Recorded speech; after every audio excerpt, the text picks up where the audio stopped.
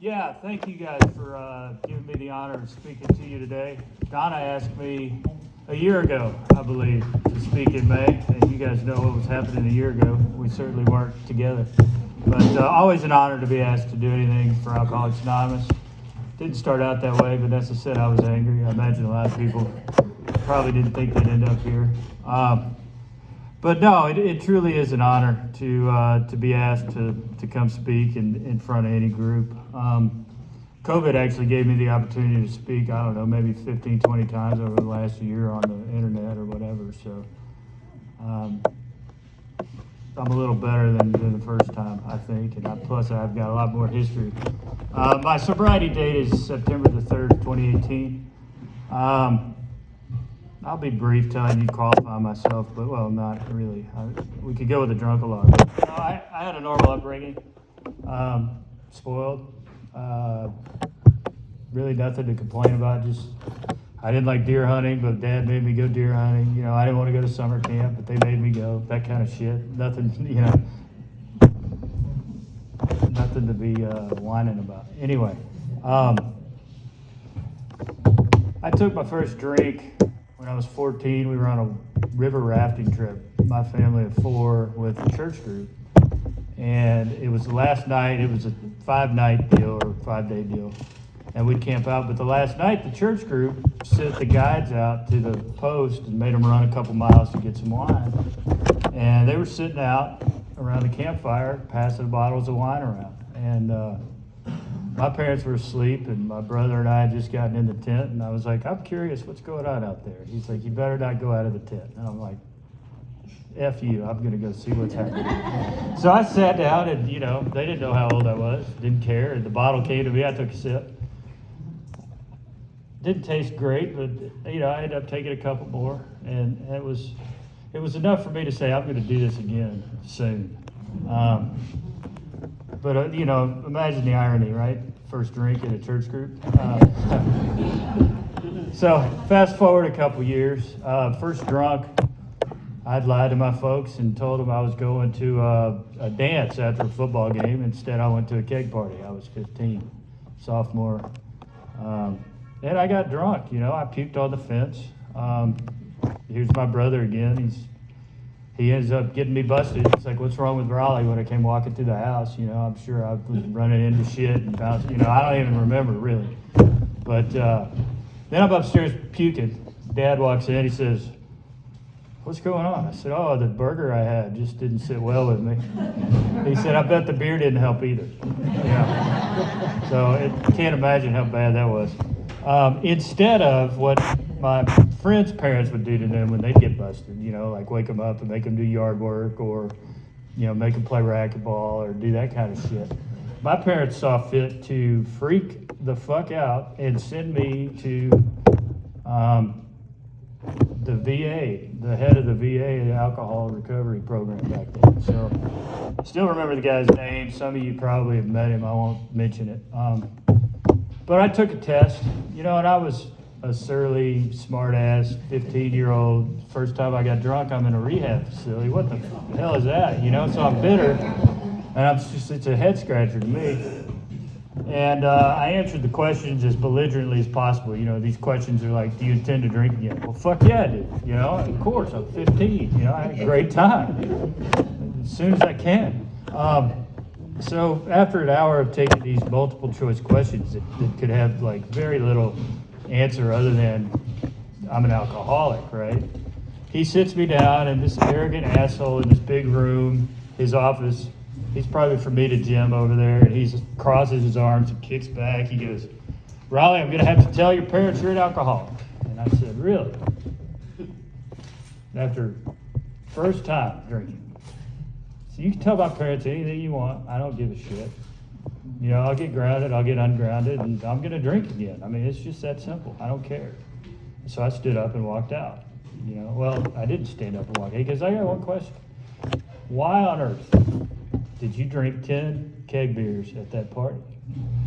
And I looked him straight in the eye. I said, Doc, if you'd have seen those tits behind that keg, you'd have had 10 beers too. And then I walked out. Alcohol worked for me for a long time. I was a heavy drinker from the get-go. I was the guy that bought alcohol in high school. I had the fake IDs. I did all of that stuff. And it worked. It worked through college. It worked through my career. It worked for a good long time. It fought the restlessness, irritability, discontentment that the book talks about. And until it didn't.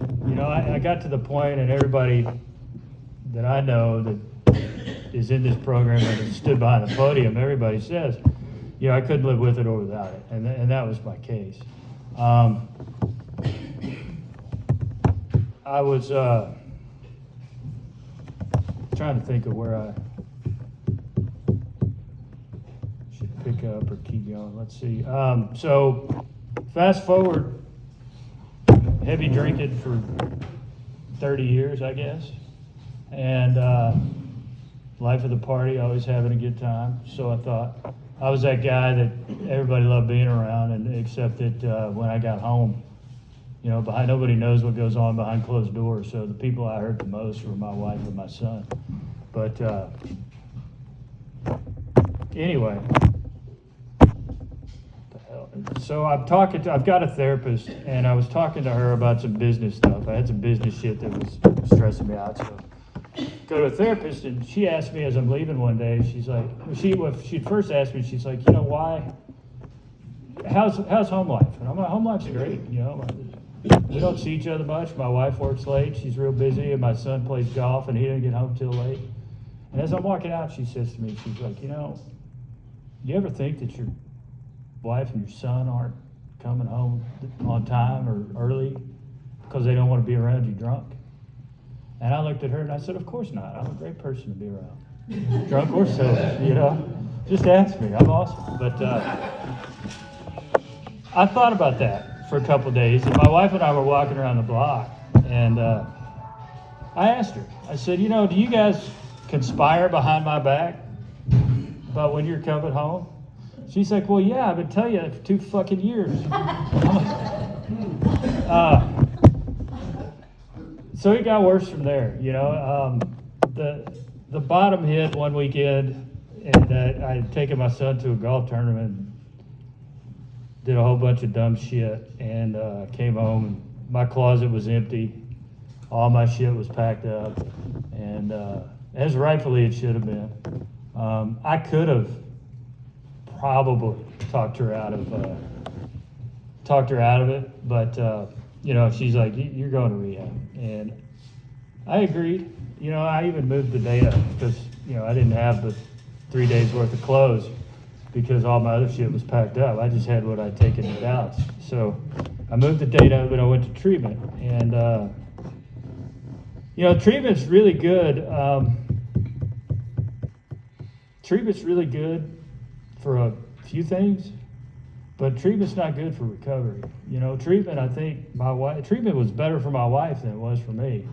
She told me, she goes, I didn't know whether I was going to kill you or not, and I needed you the fuck out of the house so I could figure out whether I wanted to be married or not. And as an alcoholic, a selfish alcoholic, that never occurred to me. I have a Pulitzer Prize winning trigger list. I've got a Pulitzer Prize winning, whatever. What is the other thing I had?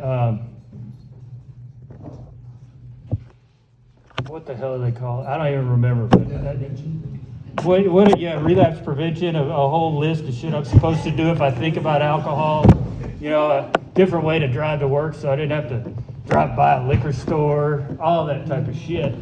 But what I did get out of treatment, early on I asked somebody who was leaving, what is the goal? How many steps can I get to and leave before I leave? He's like, you get to step 8. They say 8 at the gate and you go. One night first night I was off campus. The first night I got to go see real alcoholics, go to a real meeting. I'm sitting there and I'm looking for a temporary sponsor because you can't get past step 5 without another human being. And I'm sitting in there and I'm looking around judging. You know, I'm like, that guy's not worthy. Who's worthy to be my sponsor? Are you kidding me? Are you kidding me? You know, who's got the best bullshit? Who's dressed nicely? You know, who's gonna? And I see some crusty old bastard in the corner with a patch on his eye. I'm like, piece of shit. And that's important later. I'll come back to that. But I'm judging, and it occurs to me, right? I had done step one, sort of, because I'm being powerless over alcohol. I mean, I'm in a fucking treatment center. So clearly that, you know, something's not right with me and alcohol. But the other part of it, I'll talk later, but I didn't understand what the unmanageability meant. I mean, to me at the time, it meant that I didn't have any clothes in my house, you know? But I'm judging, and then it occurs to me, having looked at step 2 and 3, it's like, oh, okay, there's a guide component in there. I know that I didn't make the stars and the moon last night, so there's got to be a power greater than myself. But it occurred to me as I'm judging people of who's going to be worthy enough to be my temporary sponsor at a treatment center. It occurred to me to just pray about it, you know? So I just did. I was like, look, if I'm supposed to get somebody tonight, God, put him in my life. And if I'm not, I'll keep coming out, and it's up to you. Never had I done that before. Meeting ends. Guy walks up to me. He's like, alcohol or heroin? I'm like, alcohol. He's like, good, because I have a hard time working with heroin. I said, yeah. I said, he said, what do you drink? I said, Crown Royal, copious amounts of it. He goes, me too. He goes, still married? Yeah. He said, me too. I've been sober 10 years. If you need a temporary sponsor, I'll do it. So, lo and behold, I got my temporary sponsor. I had ridden to that meeting in the druggy buggy. You know, that's what they affectionately referred to it as. So they see us coming, no doubt, just like we would see folks coming in here. But this guy came up to the treatment facility on a Saturday, spent 3 hours with me, but it wasn't to do my fifth step. I thought I was just going to dump a bunch of shit and check the box and move on, right? He didn't. He took 3 hours. He walked me through the first 3 steps. You know, he explained it to me. Turns out his sponsor was Chris Raymer, that you guys, a lot of you guys know. He's on the speaker series. He was a one-eyed patch guy that I didn't think, you know, was worth a shit. Not worthy of being my sponsor. But anyway, he came back a second time, and we did a fifth step, and it was just real impressive. Let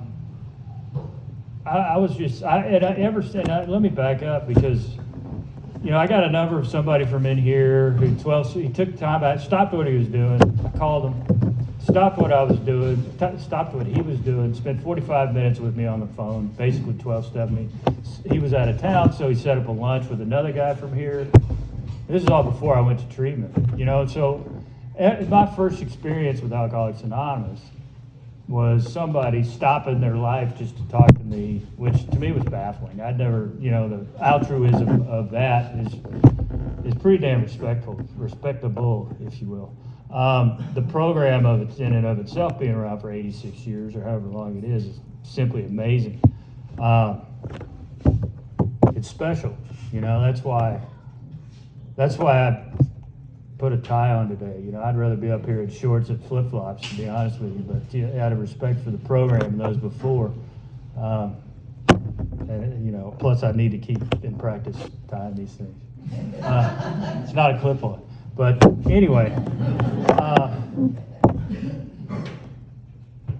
so I had that experience. I consider myself the luckiest alcoholic around, because this guy, my temporary sponsor, I got out of treatment early because I'd already set up my IOP. I already had a sponsor. I already, you know, I took it for what it was, which was, you know, there's a 70% failure rate in the first 90 days coming out of the treatment center. And I was like, that isn't going to be me. And that sounded high to me. It turns out I've kept in touch with several people, and 70% of them relapsed in the first 90 days. I wasn't one of them. And I think a lot of that has to do with fear, people being scared to even come in and ask for help in a real alcoholic environment meeting out of treatment, right? You said I look scared. And I was. I mean, something different, something new, and a bunch of different people. Anyway, so I'm here reading the book. My IOP, the outpatient counselor. So here's luck again, right? He's doing his IOP thing, right? We're doing meditation and we're doing cognitive behavioral therapy and all this shit. And a little bit of big book. And I went up to him and I said, look, I'm not in this to stop drinking. I want to figure this shit out, and I want to live a happy, productive, successful, useful life. And the answer's in the big book. I just don't know where. And he put me onto these speaker tapes, xaspeaker.com, and told me that Chris Raymer was his sponsor's sponsor.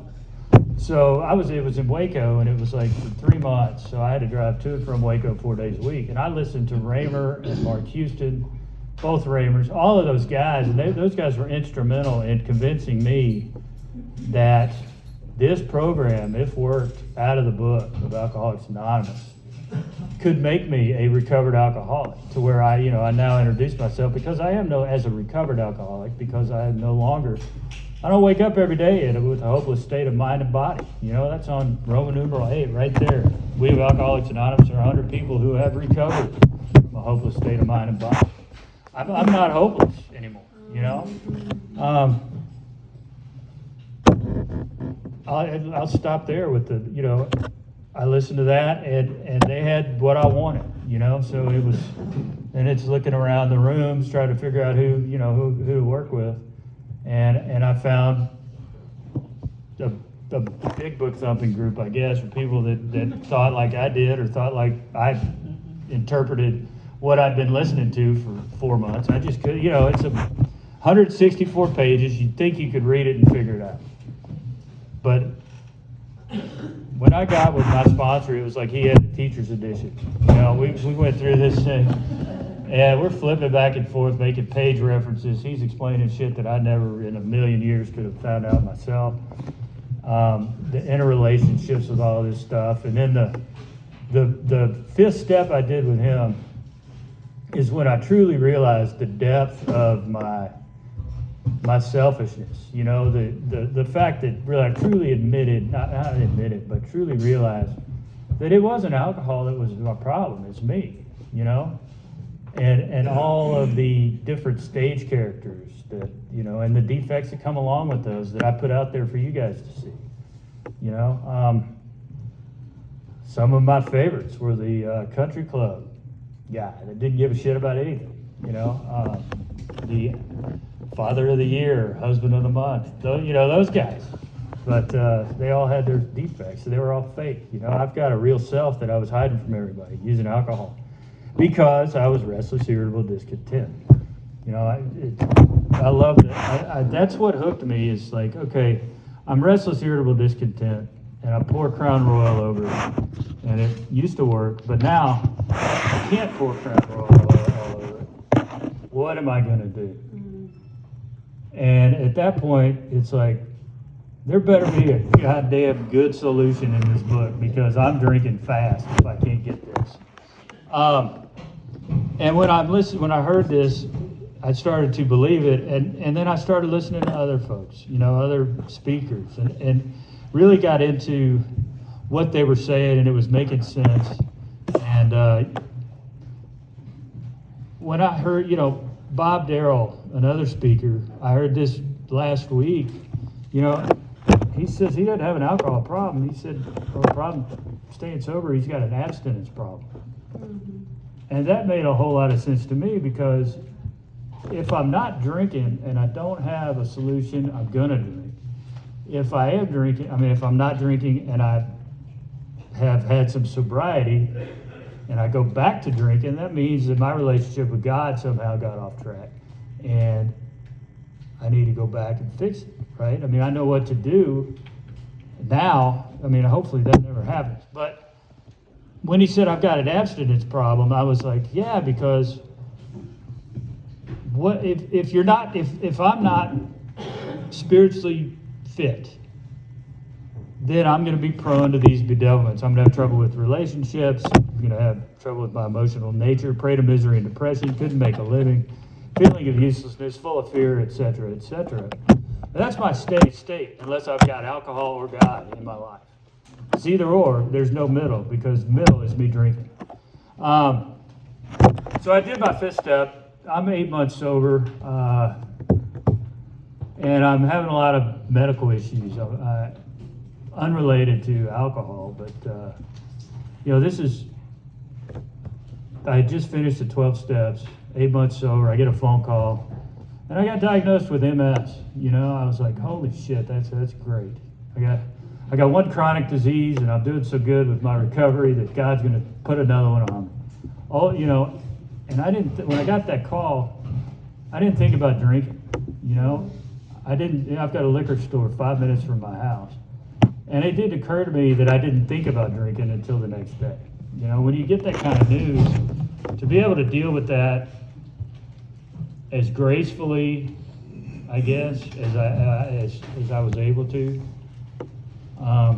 really let me know that this program was working. I'm a pretty dense guy, and I need, like a lot of us, we need to be told several times or hit over the head. But when I didn't think about myself, when I thought about the impact of this diagnosis on my family, when I thought about what it really meant, because I've got an aunt who passed away a couple weeks ago who has had MS for 45 years, and my wife has an uncle, so I know what that does. I mean, it's a debilitating disease. The drugs are better now, but for me not to take a drink on that is, that to me was a miracle in and of itself, not to think about myself and then throw a pity party, because I can throw a pity party with the best of them. But that was kind of a defining moment, one of the defining moments of my sobriety.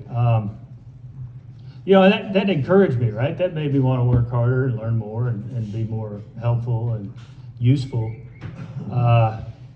And through that, I was able to put together a hell of a team of professionals that I otherwise, wouldn't have been able, stop and listen to other people that know what in the hell to do and actually do it. I mean, hell, I changed my diet completely, lost 70 pounds over a year. I wasn't in a hurry. I mean, I've got alcohol. I'll be alcoholic for life. I'll have MS for life. There's no cure.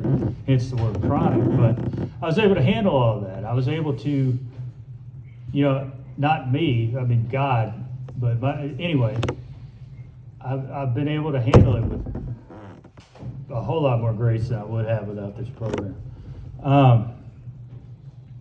Because I wouldn't be standing here. My psychiatrist at the time, when I told her I had MS, she said to me, "You didn't drink?" I said, "No, I didn't drink. I didn't think about it." She goes, "Well," and she used to work in the treatment industry. She goes, "Well, that's what we like to call a free lapse." She said, Nobody would hold you accountable if you would have drank. And I'm like, "You're that, what? A free lapse?" They'd kick my ass if I said that down at 902. You need to go to a meeting. But, so free lapse. Never heard the word free lapse before, but glad I didn't use it either. But this program, let's just start with a circle and triangle out in front here. It's a 3-part program. A lot of my friends have gotten stuck, just in the unity part, in the fellowship. That's going to meetings and socializing and going to lunch and sober bowling or dances or whatever. It's all of that, but it's only a third of the program. At the bottom of the triangle it says recovery. That's working the 12 steps. That's doing the work. And we've got to continue to do the work in steps 10, 11, and 12. I have to continue doing the work in steps 10, 11, and 12 in order to stay in the sunlight of the Spirit or stay close to God or grow my relationship with God. Some people call it the maintenance steps. I prefer to call it the growth steps. That's where, in step 3, I'm turning my will and my life over to the care of God as I understand Him. Well, September of 2018, I didn't understand God at all. But I have grown through the steps to, have a relationship with a power greater than myself who has kept me sober for, a little bit of time here. The other part is service, right? That goes back to the ABCs, and that does not stand for ashtrays, brooms, and coffee. It stands for doing shit that you otherwise wouldn't. I don't know why or when it happened to me, but at some point early on, it occurred to me that, okay, if I'm my problem, then my first thought is going to be wrong. It's going to be selfish. It's going to be selfishly motivated. So from that point on, it became still a joke around my house. But when anybody asks for anything with regard to AA, whether I want to or not, I immediately say yes, and then figure out the rest of my calendar or schedule. And I don't know why, but it has served me well. I've gotten to do a whole lot of things I otherwise wouldn't have, and I've had good experiences, and oh my gosh, look, I'm still sober. And that's working all three parts of the program. And if I start slipping on any of the three, then I run the risk of relapse. I don't know that you can relapse if you're not recovered in the first place. That's up for a different debate, a different discussion. But, and that's what I've told sponsees. Oh, I relapsed. No, you didn't. You just drank, COVID was great for me. I sponsored probably 10 guys over Zoom. Last week I was up in Akron. I was at Dr. Bob's grave with a sponsee that I met, and I didn't know what else to say. I pray, I thank God for AA and people and everything else. All I said at that point was, thanks, Bob. I went to his house, saw his liquor stash. He had a nice house, by the way. But, he was a doctor, a proctologist. Not a lot of people probably wanted that job. But I'm glad he wasn't a plastic surgeon. Anyway.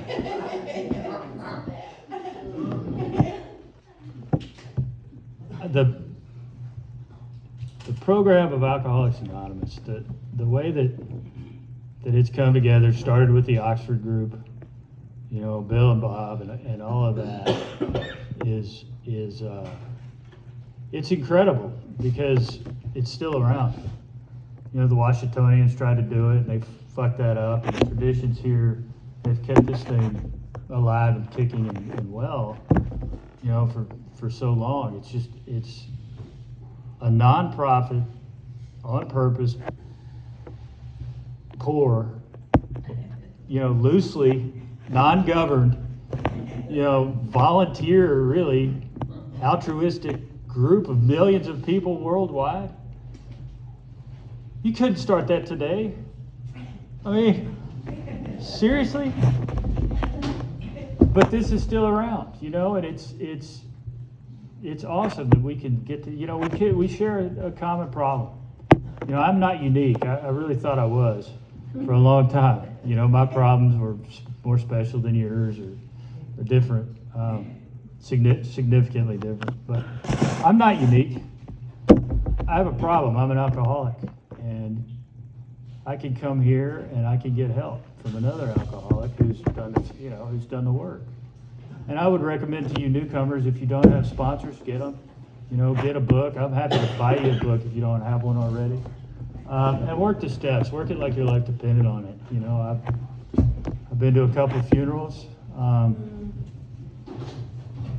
And the shit got real when I went to a couple of funerals because I knew, you knew the people and you knew the problem and I knew that I was one of the lucky ones, I guess, because could have just as easily been me.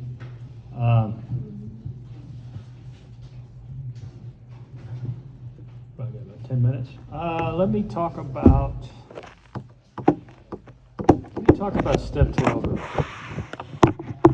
It's on page 60 for you guys following along.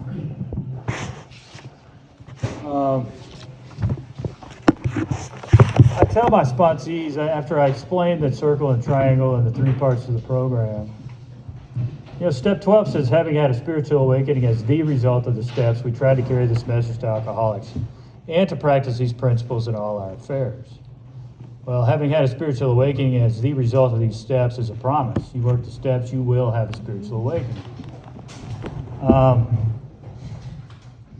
Tried to carry this message to alcoholics.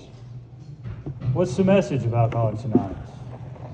I didn't know. I was sober 7, 8 months, and I didn't really know. It's that God can do for us that we can't do for ourselves, or put more simply, hope. That's it. And, what about the principles? Somebody asked me what the principles were. I was like, they're not on the wall. Everything else is.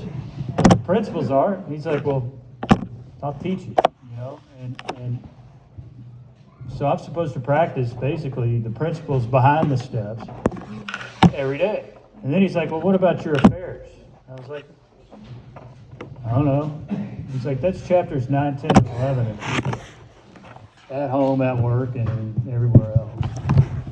And that's a promise, and then that's what I get to do. And that's how I stay sober.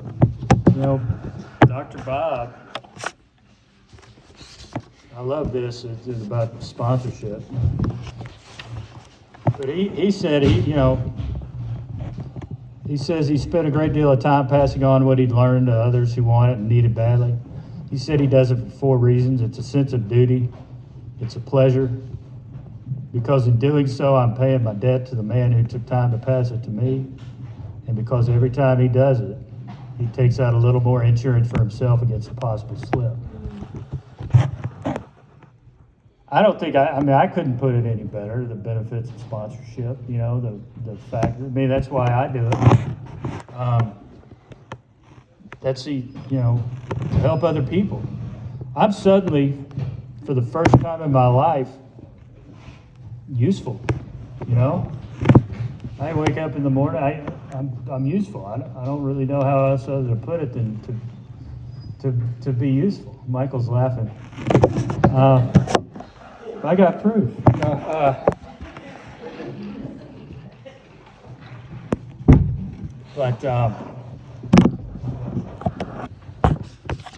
We read step 9 promises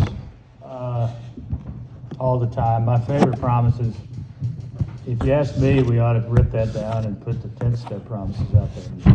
I'll tell you why. Let me read them and I'll tell you why. And of course, I forgot the page. But the 10 step promises say, we have ceased fighting anything or anyone, even alcohol. Well, what that means to me today is I was at war with everyone and everything. I was restless, irritable, discontent, and everybody was a potential threat. I like to, I've got Don Quixote as my screensaver to remind me that I was fighting windmills all the time before I got sober. Even alcohol. For by this time, sanity will have returned. Well, I had to admit I was insane at step 2. So if I get to step 10, I will have regained sanity. Not just around liquor, but around fighting anything and everyone. If tempted, I recoil from it as from a hot flame.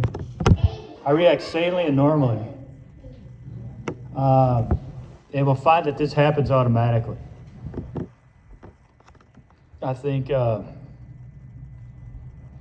fact that my amends have decreased greatly over the last 2 years speaks to that. I sure hate having to call my sponsor on a 10th step and listen to him because he's most of the time spot on.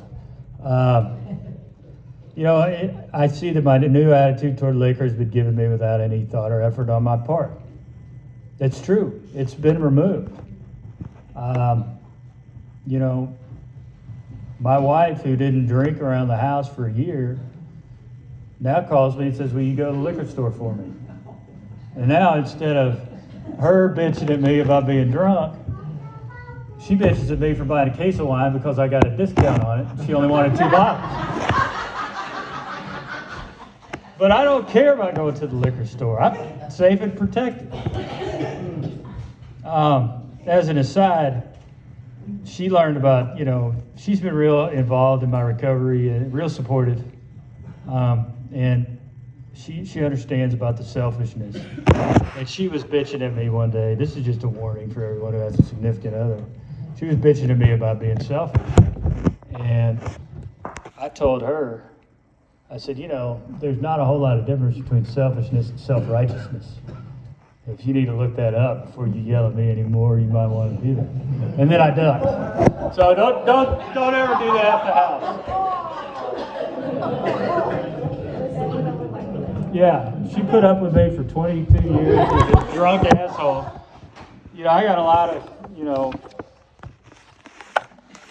so don't do that. Lost my place. That is a miracle of it. I'm not fighting it. I'm not avoiding temptation. I could go do anything. I was at a ball game with my son and a friend of mine. A friend of mine happens to be, he celebrated 4 years. He was a drinking buddy. We've known each other 20 years. He celebrated 4 years with me in Akron on the 8th. I thought that was kind of neat for him. But it was he and I and my son, and we were at a ball game, and my son wanted to have a couple beers, and that was just not a big deal. We bought a beer and whatever. It doesn't matter. I'm in a place of neutrality, safe and protected.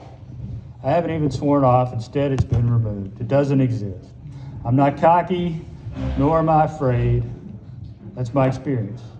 Now, I will say I wanted to take a selfie in front of the Crown Royal display and send it to everybody, but I didn't because of this very, not cocky. And I get to, what's cool is I get to stay that way so long as I'm in fit spiritual condition. So that's on me. I've got to wake up in the morning. I've got to do, I've got to do my prayer and meditation. I've got to talk to God. I have to listen to God. And that's changed, that grows, that changes over time. That leads to my understanding of this power that's in control of my life. That's where I get the direction that I need in order to not have to make amends to everybody all the time. It also helps me prepare for the day. It helps me. It's just an important part of the day, and then I get to keep score at night. How did I do? Where did I screw up? What can I do better at? But I get to lay my head on the pillow, and I don't have any fear of tomorrow because I've given it to God.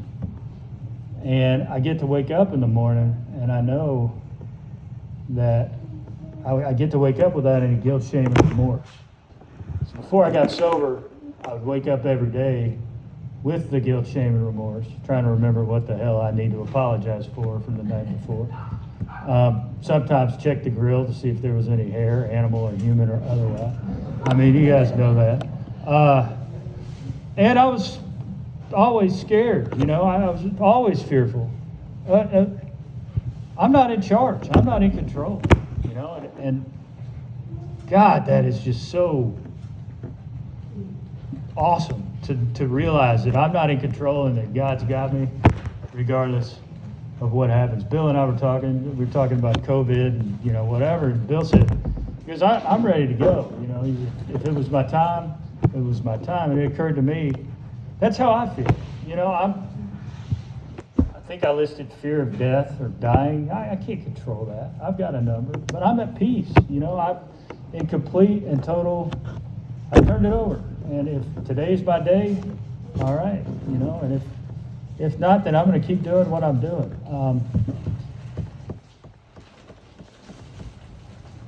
Trying to think what else.